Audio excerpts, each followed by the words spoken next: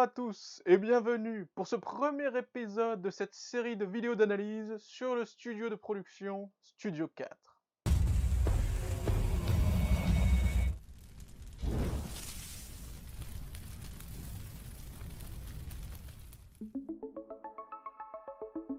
Vous êtes présentement en train de regarder l'épisode 1 de cette série d'analyses qui va se concentrer sur le studio de production Studio 4, ainsi que sur les problèmes que soulèvent les productions audiovisuelles de ce studio. Studio qui d'ailleurs existe aujourd'hui sous le nom de France TV Slash, une chaîne qui ne doit pas vous être étrangère, étant donné son marketing poussif et massif sur de nombreux réseaux sociaux, y compris sur YouTube. Donc ce que je vais développer dans cette série de vidéos se dirige essentiellement vers les productions de Studio 4, mais ce que je dis s'attribue également à France TV Slash. Ils n'ont changé que de nom en fin de compte. Je vous signale en préambule que cette série de vidéos est un cas particulier dans le sens où la réflexion que je vais amener au fur et à mesure n'est de l'ordre que de la supposition, n'est de l'ordre que du soupçon. Dès lors, vous pourrez vous poser la question, mais comment est-ce qu'on peut apporter du crédit à une parole qui n'est basée que sur des soupçons? J'aurai une réponse à cela. Certes, ce sur quoi se développe ma réflexion n'est basé que sur des soupçons. Mais suite à l'énumération des preuves au plus ou moins objective et plus ou moins exhaustive, il vous sera donné la liberté ensuite soit d'adhérer à mon propos, soit de réfuter mon argumentation. La chose que j'aurai simplement à vous dire, c'est écoutez-moi en fait, tout simplement, écoutez et après vous pourrez discuter. Et en discuter par la suite dans les commentaires avec intelligence et courtoisie. On n'est pas des bêtes. Nous allons donc parler du studio de production Studio 4. J'ai plus ou moins élégamment titré ça sur ma feuille, Studio 4, argent, pseudo-créativité et corruption de l'âme. Voilà, on part sur des bases saines avec ça, des bases qui appellent à l'amitié entre les peuples. Plus sérieusement, voilà ma pensée principale. Je soupçonne la société de production Studio 4, et a fortiori France TV Slash, d'user de leur statut et de leurs moyens afin d'avoir un impact sur la créativité des artistes et de mener une ligne éditoriale plus politique qu'artistique. En gros, je soupçonne la production d'orienter les choix de création des artistes afin que ceux-ci disent ce que la production veut entendre et non ce que les artistes veulent réellement exprimer. Bien sûr, on peut également assumer, dans une entreprise plus rationnelle, que les œuvres produites par les artistes provenant de Studio 4 sont délibérément créées dans le but d'avoir un discours politique. Si tel est le cas, on essaiera de mettre en avant en quoi ce discours est mal construit, notamment puisqu'on parle de production audiovisuelle via les codes cinématographiques de la narration et de la mise en scène. Attention, tout ceci n'est que soupçon et suggestion. Il n'y a aucune preuve réelle et tangible qui serait en mesure de certifier ce que j'avance, comme par exemple des clauses de contrat ou bien des enregistrements audio avec des micros cachés.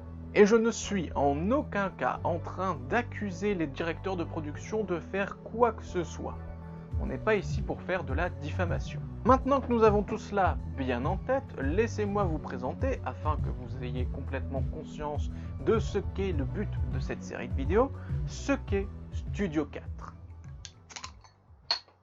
Studio 4 est une branche de France Télévisions lancée en octobre 2012 qui se développe essentiellement sur Internet et qui met principalement en avant des web-séries. Studio 4 propose des créations originales coproduites ou non par France TV Nouvelles Écritures, la plateforme qui, dès lors, se voulait créatrice de nouvelles expériences narratives propres aux médias numériques. Le département des Nouvelles Écritures de France Télévisions dispose de 4 millions d'euros par an, dont une partie est allouée aux web-séries de Studio 4.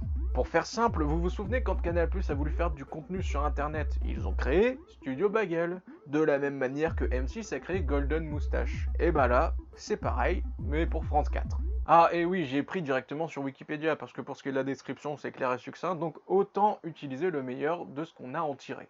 Par contre, pour le reste, il y a des choses qui me sont obscures et que je n'explique pas du tout.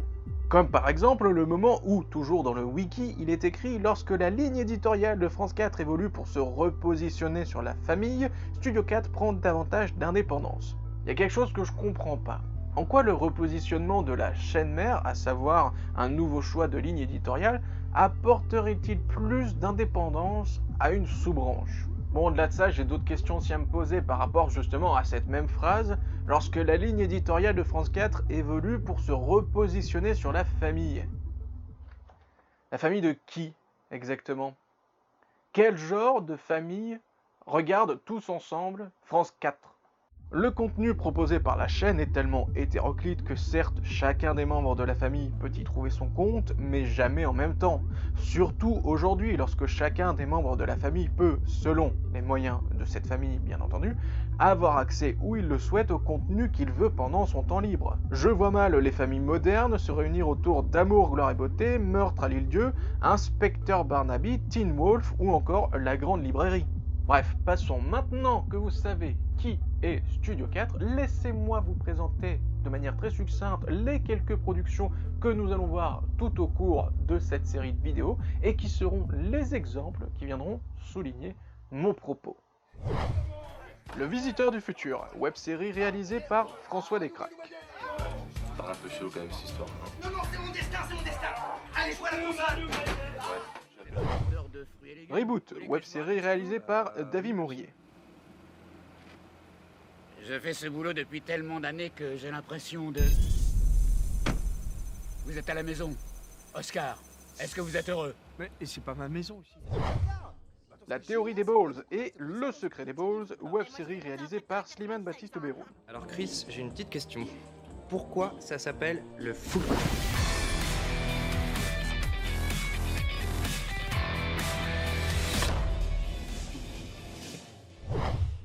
Les Opérateurs, web-série réalisée par Slimane Baptiste Beyroun et François Descraques. Ce qui n'est pas normal, Slim, c'est que tu ne sois pas à ton poste. Méfie-toi. Les Indésivrables, pastilles humoristiques réalisées par Xavier Gorez avec Jonathan Lambert. Le temps passe si vite, Simone.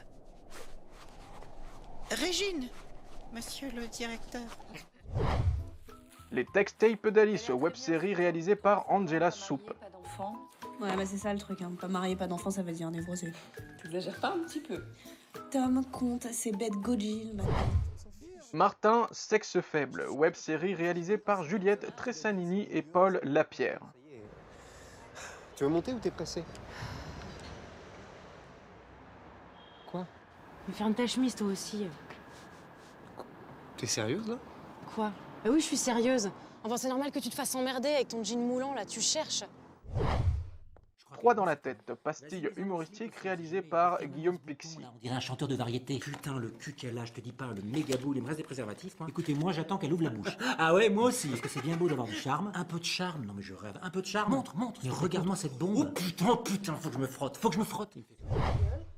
Camweb, pastille créée par Isabelle Joly et Aglaé Dufresne. Ah, une bonne idée, ça serait de venir avec un mec. Regarde si on peut en louer un. Louer un homme pour la soirée ne serait plus tabou. Doxa, web-série réalisée par Alexandre Pierrin et Olivier Marchesi. Tu m'envoies les chiffres de l'enquête Nouvelle Saveur? De quoi, pardon? Putain, Arthur, t'as de la merde dans les oreilles ou quoi? Les chiffres de l'enquête Nouvelle Saveur de Danato. Ah, eh ben attends, c'est marrant. Non, ça devait être prêt la semaine dernière, la fille est dans mon bureau, je l'ai vu par mail dans 10 secondes. Ok, pas de problème, 2 secondes, quitte pas. Et voilà, je t'ai envoyé le... Elle est partie, hein. PDF. Looking for Maman, web-série réalisée par Jonathan Lambert. Quand je bois ce vin, c'est déjà une épreuve. Je vais donc être obligé de boire à nouveau pour oublier que j'ai bu. Machine et Machinette, pastille humoristique créée par Olivier Benoun et Jeanne Rioufol. Machinette. Hey! Je passais juste une petite tête. Oui, je sais, c'est pour le fichier en sup, j'étais juste... Non, pas du tout, je venais te présenter quelqu'un. Voici ton assistant robotique. Que puis-je faire pour vous aider aujourd'hui? Et visiblement très pressé de t'aider. Hey! Tu vas voir, Machinette. Aider est ma mission. Cette petite machine va te changer la vie. Mais ma vie est déjà bien assez formidable. Oh, hé!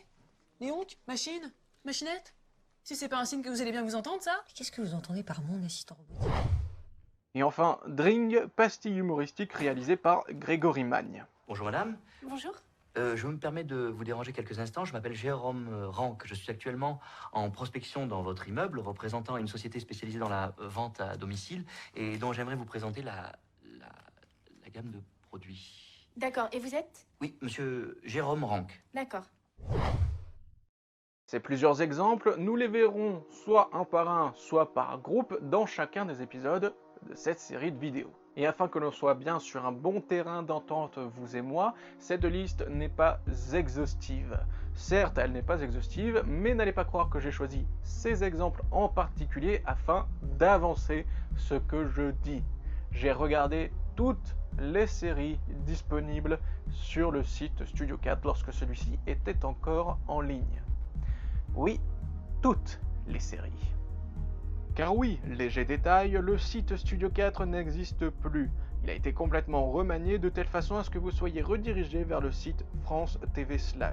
Aussi, s'il m'a été facile il y a quelques années maintenant de regarder ces séries, il m'a été beaucoup plus difficile de les revisionner en vue de cette série de vidéos, et il m'a été tout aussi difficile de les trouver car certaines ont, pour ainsi dire, presque disparu d'internet. Comme c'est cocasse. Démarrons la démonstration, si vous le voulez bien, avec une série et pas des moindres, à savoir Le Visiteur du Futur, réalisé par François Descraques. Le Visiteur du Futur, si je puis me permettre, est une, parmi tant d'autres, des institutions de la web-série française. Dès la première saison, le ton était donné, l'envie de créer quelque chose de déjanté et de survitaminé était là. Les idées de réalisation de François Descraques pour mettre en évidence le côté survolté et incroyable de son univers sont ingénieuses et efficaces. Non! Surtout, ne lance pas cette canette. Mais pourquoi? Parce que si tu la lances, voilà ce qui va se passer. Tu vas rater la poubelle de quelques centimètres et la canette va tomber au sol. Ensuite, ton ami va annoncer qu'il a une grosse envie d'aller aux toilettes, ce qui va vous pousser à rentrer chez vous sans que vous ne ramassiez la canette restée au sol. T'as envie de pisser, toi? C'est qu'une canette. Seulement voilà! La présence de cette canette va entraîner d'autres gens à vouloir lancer leur canette dans la poubelle et ils vont tous rater. Chais! Et plus le tas de canettes va grandir, moins les gens feront attention à mettre leurs détritus dans la poubelle, ce qui aura pour conséquence de créer le plus grand tas de détritus du monde. Un tas qui ira de Porte de Montreuil jusqu'à Porte de Bercy. Oui, mais... Mais ce n'est pas tout! Plus tard, ce tas d'ordures va se mettre à produire du méthane. Un méthane qui va se concentrer massivement. Et le 12 avril 2075, un passant qui se trouve être le descendant de ton pote et de ton autre pote qui aura changé de sexe entre temps, allumera une cigarette qui va enflammer le méthane, ce qui provoquera une explosion qui va ravager tout Paris! La maîtrise du rythme est présente lorsqu'on regarde le premier épisode de la saison 1 au rythme particulier qui tient plus du sketch que de l'épisode de série, et lorsqu'on regarde les derniers épisodes où l'ambiance est plus à la narration et donc à la création de plans et de mise en scène, on sent que le rythme sert efficacement son propos. Et il n'existe pas une seconde ni une scène de trop. Ah, le bâtard celui-là! Mais attends, je les connais, mais...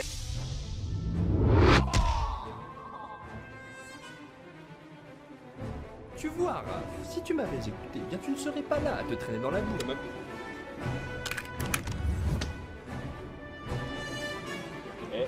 Non, il non, ça non. Ah non, ça c'est pas correct.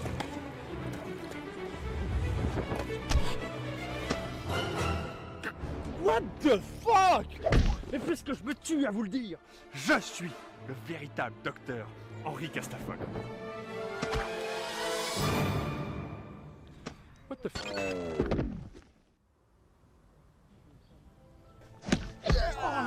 Kataguma!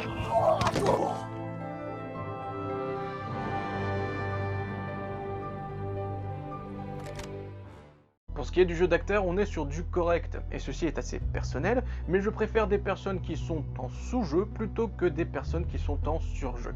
Le surjeu, c'est horrible. Je préfère voir une personne qui veut incarner un personnage avec les quelques capacités qu'elle a, plutôt qu'une personne qui veut me prouver qu'elle est un bon acteur ou une bonne actrice. Un acteur qui a l'humilité de comprendre qu'il ne maîtrise pas tous les codes de l'actorat aura tendance à être plus enclin à l'apprentissage, là où un acteur qui manque d'humilité fera part de l'extravagance de ses capacités lorsque celles-ci sont grossières et sera moins en accord avec l'idée qu'il ne sait pas certaines choses. Parenthèse finie, j'aimerais ajouter qu'on peut accorder à François Descraques que sa force créatrice est une source d'inspiration. Un tel créateur sur internet est un véritable modèle de persévérance et d'abnégation. Réussir sur le long terme à créer une série avec une continuité scénaristique, du développement de personnages et de l'expansion d'univers fictifs, en n'ayant pas les moyens de production de certains créateurs, c'est inspirant et remarquable. François Descraques aura réalisé donc, sans l'aide de financement, 2 premières saisons.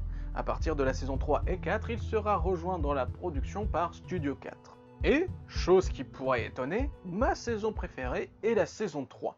Je trouve, sincèrement, que la saison 3 est la meilleure avant la saison 2.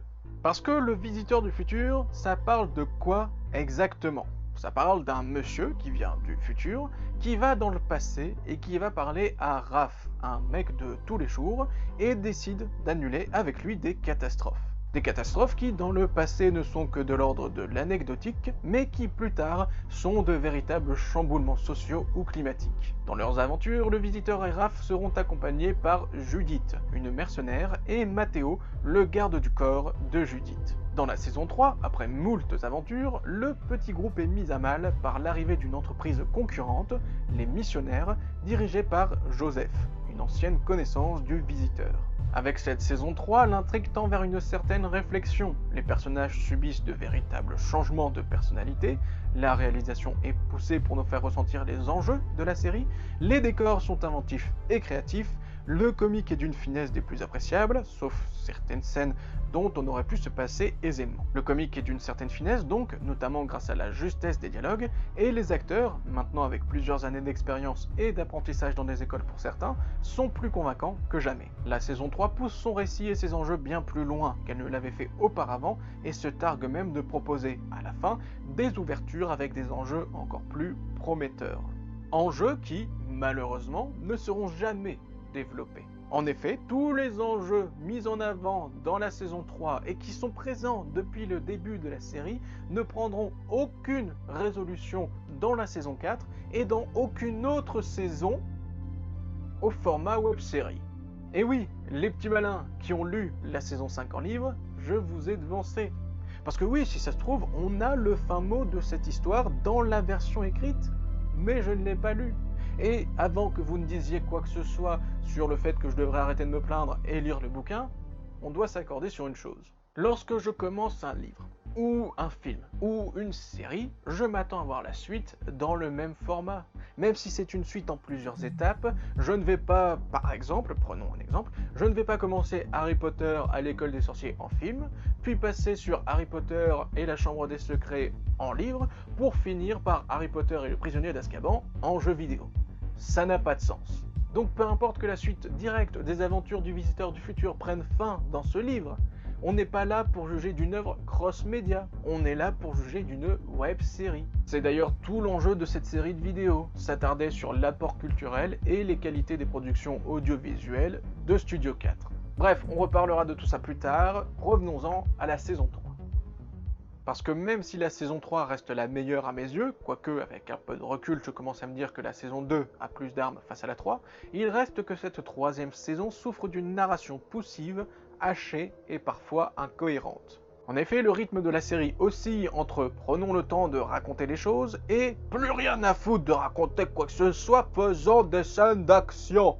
Prenons un exemple, c'est toujours utile les exemples. Prenons l'exemple de Matteo. Matteo nous est présenté comme entretenant une relation secrète avec son employeur Judith. Pourquoi secrète? Parce que Judith, ayant des contentieux avec le visiteur du futur, désire que cette relation soit secrète, afin d'éviter de faire du remous dans leur petit groupe de sauveurs du monde. Non, même encore maintenant, j'avoue que je ne sais pas, je ne comprends pas. Je ne comprends pas, quand tu entretiens une relation secrète avec quelqu'un, c'est parce que tu n'as pas envie de froisser les sentiments des gens qui sont autour de toi, c'est parce que tu trouves ça plus excitant, hein, voilà, il y a quelque chose de l'ordre de « on ne sait pas qu'on est ensemble », ou c'est parce que tu as honte de la personne avec qui tu entretiens cette relation, mais je ne comprends pas quand est-ce que ça peut devenir, tu sais, on est un petit groupe de personnes avec qui on sauve le monde et pour lesquelles on pourrait mourir, mais je ne veux pas qu'on sache que toi et moi on soit ensemble parce que on a des soupçons sur moi. Des soupçons de quoi? Je sais pas non plus. Notre bon vieux Matteo, donc, tout étriqué qu'il est dans cette relation, car il se sent floué, ignoré et moqué, décide alors, après la proposition d'emploi de Joseph, de rejoindre les missionnaires. Ouais, comme ça. Le mec, il a subi d'immenses changements de personnalité dans la saison 2, parce qu'il y a des histoires de temporalité multiples, d'univers parallèles. Il a manqué de mourir pour ses potes et pour la femme qu'il aime. Et là, juste parce qu'on se moque un petit peu de lui, il décide de se rallier à l'ennemi. Cohérence quand tu nous tiens. Non, parce que bon, ne soyons pas dupes, même si l'entreprise des missionnaires nous est présentée comme juste un rival commercial, on est dans une web-série. Une web-série de fiction-action très manichéenne. Au bout d'un moment, t'as pas besoin d'un intellect supérieur pour comprendre que ce monsieur-là, c'est le méchant de l'histoire. Donc oui, Matteo rejoint les méchants, parce qu'il est vexé. Le mec prend le risque d'aller mourir donc et de ne plus jamais revoir la personne qu'il aime pour annuler des catastrophes. La chose qu'il faisait déjà à la base avec des gens avec qui il a traversé des épreuves bien plus périlleuses. Et tout ça sur un coup de tête en plus. Parce que oui, ça nous est présenté comme un coup de tête pour faire l'effet de surprise, le cliffhanger comme ils aiment à l'appeler. Oui, bon, pardon, il faut passer à autre chose, hein, et fonder une société concurrente juste pour se venger, je trouve ça franchement immature et moyen. C'est plus compliqué que ça. Oui, peut-être, mais ce que je te pardonne pas, c'est que tu veuilles me piquer mes potes. Va t'en acheter si t'es aussi riche. Avec ta canne, là, t'arrives, bonjour, je voudrais des potes avec mon costume, là, le petit bourgeois du futur. C'est justement ce que je suis en train de faire. Et oui, l'avantage d'être un hologramme, c'est de pouvoir faire plusieurs entretiens en même temps. Alors, vous allez travailler avec nous? J'accepte.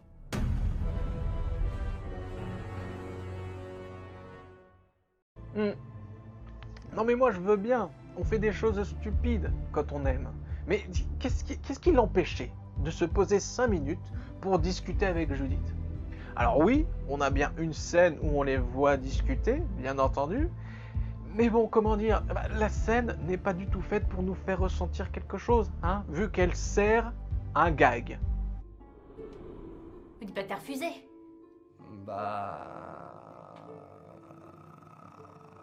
Ok, super. Mais ça va nous aider à sauver le monde, ça? Eh bah...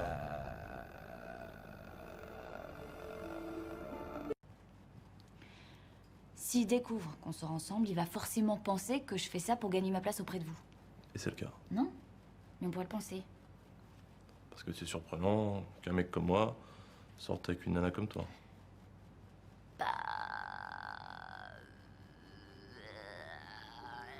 Jamais on ne sent de la véritable tension dans cette scène. Jamais on est en train de se dire que la relation est en péril. Jamais on ne voit Matteo qui manifeste son désarroi. Après, c'est le personnage qui veut ça. Mais en entendant, ça fait vraiment immeuble de marbre disposé sur un échafaudage en bois sec.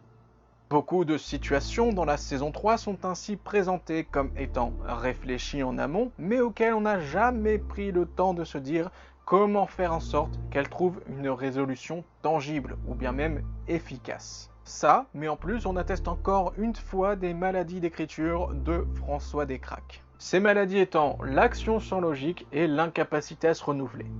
Dans la saison 1, l'action était gaguesque, un peu incongrue parce que même si la série tendait à devenir plus sérieuse dans son écriture au fur et à mesure, on ne s'attendait pas nécessairement à ce que la fin soit une explosion d'action.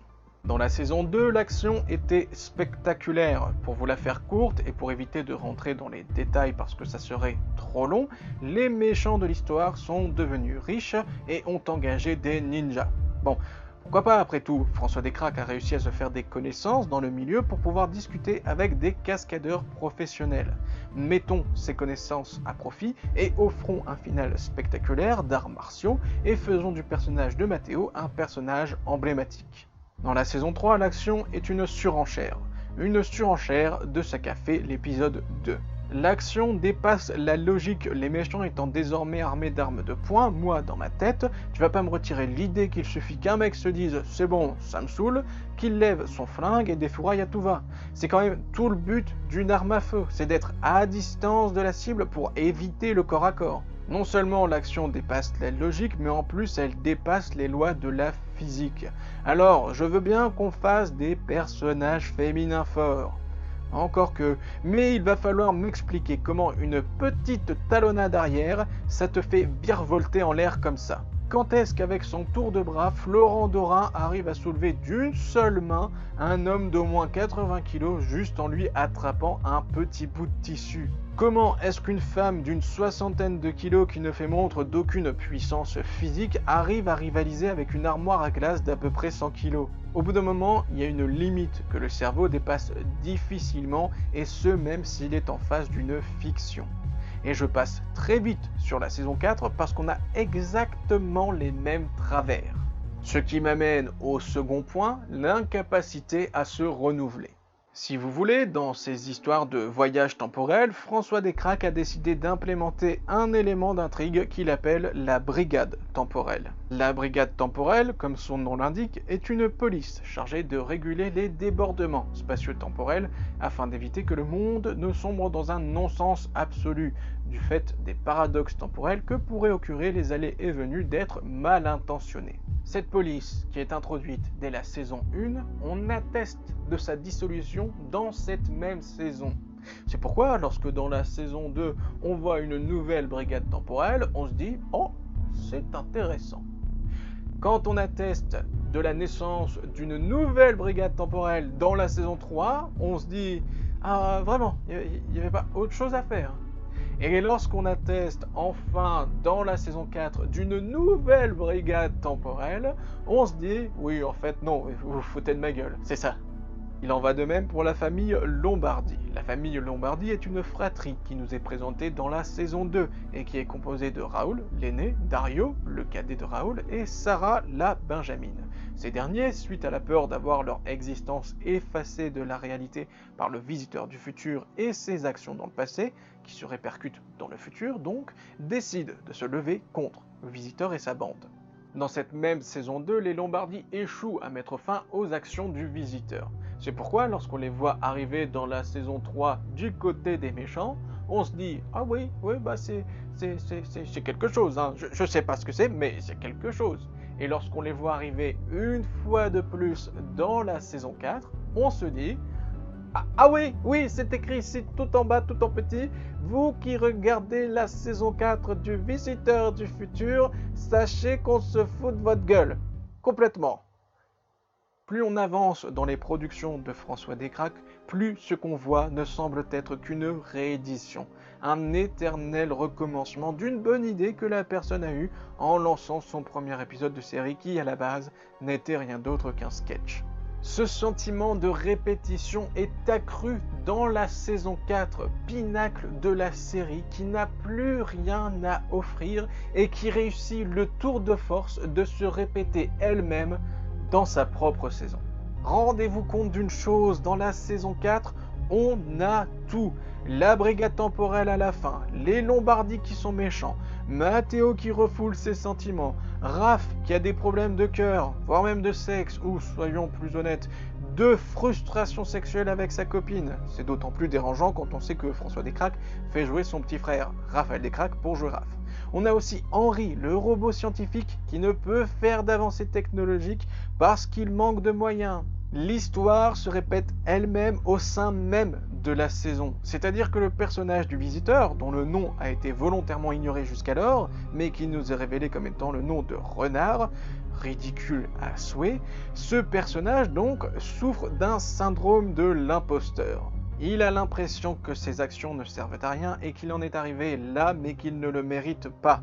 Logique d'une certaine manière parce que François Descraques a avoué lui-même mettre énormément de sa propre vie dans les intrigues des saisons du Visiteur du Futur.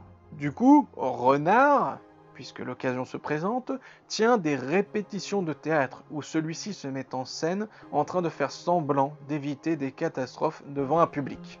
Et ça dure sur plusieurs épisodes, c'est-à-dire qu'on a un pic d'information dès le début de la saison, puis c'est le calme plat avec tous les autres épisodes, jusqu'à l'épisode final où c'est une explosion d'action et de pétarades de non-sens. Non seulement ça, mais en plus François Descraques nous fait le plus beau pied de nez qu'on ait pu imaginer. Cette parenthèse que je vais développer tient plus de la frustration d'un spectateur, je dois bien l'avouer, que de l'argument. À la fin de la saison 3 du Visiteur du Futur, pour son twist final, car oui, que serait une série type pop culture sans un twist final tellement gros qu'il arrive à faire gagner les gentils et perdre les méchants. Pour son twist final donc, François Descraques fait en sorte que son personnage Renard, je n'insisterai jamais à quel point c'est ridicule comme prénom, même pour la blague, nous dise qu'il ne vient actuellement pas du futur de ce monde, mais du futur d'un univers parallèle. Si, ça vaut le coup. Ça vaut le coup, parce que... Oui, je voulais t'en parler depuis longtemps. Quoi donc? Ce monde n'est pas le seul qui existe. Au début du XXe siècle, la réalité a pris deux chemins opposés. Le monde dans lequel on est, c'est pas le monde. C'est un bug. La réalité, la vraie réalité, elle est ailleurs. De quoi tu parles? Je parle d'un autre monde où l'humanité n'est pas tombée dans l'anarchie. Un monde où il n'y a pas d'épidémie de zombies. Et où l'homme a réussi à faire avancer la science sans se détruire. Dans ce monde, les hommes ne vivent pas sous terre. Ils ont conquis les étoiles. L'humanité s'étend à travers tout le système solaire dans des colonies. Et Pluton est la destination de tous ceux qui veulent refaire leur vie. On peut y aller en 30 jours. Comment tu peux être sûr de ça? Je le sais. Parce que je viens de ce monde. Et il est magnifique. Oui, j'aimerais tellement que tu le vois. Dans ce futur parallèle, où la Terre s'est magiquement mise à l'énergie verte et où la population mondiale s'est décidée d'une manière commune et tout à fait imaginable de s'unir et de ne former qu'un, les Terriens vivent paisiblement. Tellement paisiblement qu'ils ont réussi à inventer la technologie nécessaire pour coloniser la Lune, Mars et plusieurs autres planètes du système solaire, ainsi que de faciliter les voyages spatiaux. Le personnage du visiteur, qui vient de ce futur alternatif, nous fait un très beau speech qui fait en sorte que son ami robot Henry réussisse à se débarrasser d'un virus informatique qui l'a fait devenir méchant. Donc là, vous vous dites sûrement « Waouh !» Une web-série de science-fiction française qui se professionnalise nous annonce qu'ils aimeraient aller plus loin dans le visuel futuriste et qu'ils aimeraient aller plus loin dans l'univers de la SF. Promesse tenue, non? Avec cette saison 4 qui ne raconte absolument rien, qui a le pire développement de personnages possible et cet esthétisme steampunk. Ouais, je suis dans le futur là, je voyage, je suis sur Mars là. Très beau, très accueillant. Toutes ces histoires d'univers parallèles, toutes ces histoires de visuels futuristes, évanouies. Plus rien. Nada. Tout cela dans le format web-série, bien entendu. Est-ce que c'était une question d'argent? Est-ce que les envies artistiques de François Descraques étaient trop grandes et donc irréalisables? J'ai envie de vous dire, vu la débauche de moyens mis en œuvre pour la production et la réalisation de la saison 4, ça m'étonnerait que l'argent eût été un problème. Surtout que bon, malgré les moyens mis à disposition, François Descraques, qui s'est lancé dans cette idée de décor et d'esthétisme steampunk, a réussi le tour de main de faire des visuels habillés, mais complètement vides et sans vie. C'est du ressort de la sorcellerie d'arriver à créer du vide avec du rien. Et vous me direz également, quel est le rapport avec Studio 4 ? Soyons sérieux 5 minutes. Il y a de quoi éveiller les soupçons quand, d'une saison à l'autre, une fois qu'une véritable débauche de moyens s'est vue être débloquée, une série qui se voulait avoir un discours ultra futuriste et qui voulait orienter son intrigue vers la conquête de l'espace, se voit prendre une tournure des plus radicales, autant dans son développement que dans sa production artistique, préférant le rétro-futurisme, encore que est-ce que c'est vraiment rétro-futuriste? C'est juste du steampunk. Et encore, c'est du steampunk au rabais. Et on peut parler, sans trop développer, de manière succincte des quelques débordements qui font penser à des dérapages de vieux qui essaient d'être jeunes, comme par exemple avec les références culturelles aux célébrités d'internet ou bien les blagues d'un goût douteux. Les blagues douteuses, il y en a toujours eu dans le Visiteur du futur, tu me diras. Mais lorsqu'à l'époque, Céline Tran, aussi connue sous le pseudonyme de Katsuni, décide de prendre un tournant dans sa carrière pour en finir avec la pornographie et se voit attribuer un rôle dans une web-série de science-fiction, c'est quand même assez mal convenu de lui faire avoir des sous-entendus sexuels. Si vous voulez mon avis, ça c'est un petit peu dur. Oui, les gens sont sourds durs avec moi, vous savez.